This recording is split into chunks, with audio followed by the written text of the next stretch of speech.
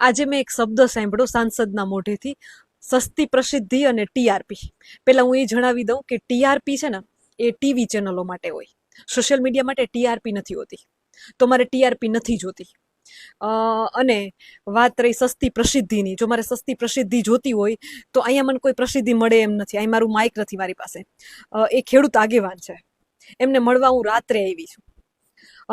મારા ખેડૂતોને, ગુજરાતના ખેડૂતોને બપોરના 2 વાગ્યાથી લઈ અને સાંજના 7 વાગ્યા સુધી કલેક્ટર કચેરીએ બેસાડી રાખવામાં આવ્યા. 2 વાગ્યાનો ટાઈમ આપવામાં આવ્યો. આમાંથી કોઈ ખેડૂત એવા નતા સામેથી મળવા ગયા, એમને બોલાવ્યા હતા.